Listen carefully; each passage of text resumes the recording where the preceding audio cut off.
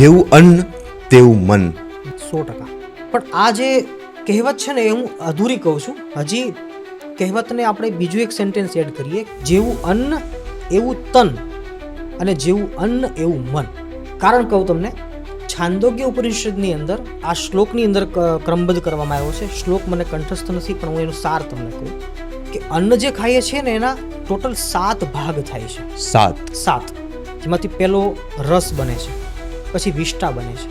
જે ખાઈએ પચે એટલે રસ બન્યો, રસમાંથી વિષ્ટા થઈ, વિષ્ટા બહાર નીકળી જવાની. ત્રીજું બને છે લોહી. ચોથું બને છે મેદ. પાંચમું મજ્જા. છઠ્ઠું વીર્ય. અને સાતમું છે એ મન.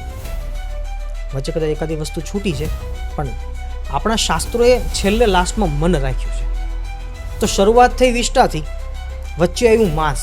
તો યથા અન્નમ તથા તનમ, યથા તનમ તથા મનમ.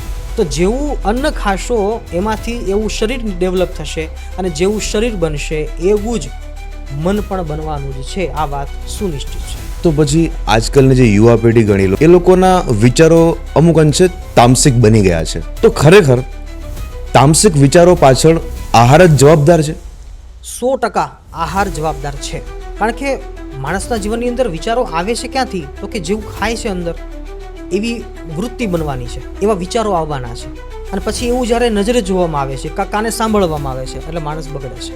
અને આવા અનેક ઉદાહરણો છે હાલ સમાજની અંદર જોઈ શકીએ છીએ, કે જે વિદેશના કન્ટ્રીઓમાં પણ એ બનેલી ઘટનાઓ છે, ને આપણા ઇન્ડિયામાં પણ બનેલી ઘટનાઓ છે. હું તમને એક નાનકડું એવું એક દ્રષ્ટાંત આપું.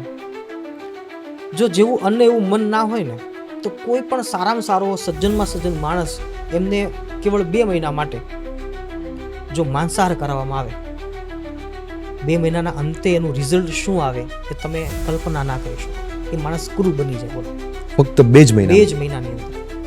અને ગમે તેવો પાપી માણસ હોય, માંસાહાર કરનારો માણસ હોય, દારૂ પીનારો માણસ હોય, પણ જો એને ઘઉંમાંથી બનેલી રોટલી અથવા રોટલો બાજરાનો અને દૂધીનું શાક, સાત્વિક ભોજન જો એના 2 મહિના સુધી આપવામાં આવે, 2 મહિનાના અંતે એનું માઇન્ડ છે એ બદલી જાય. આ વાત પ્રૂફ થયેલી છે.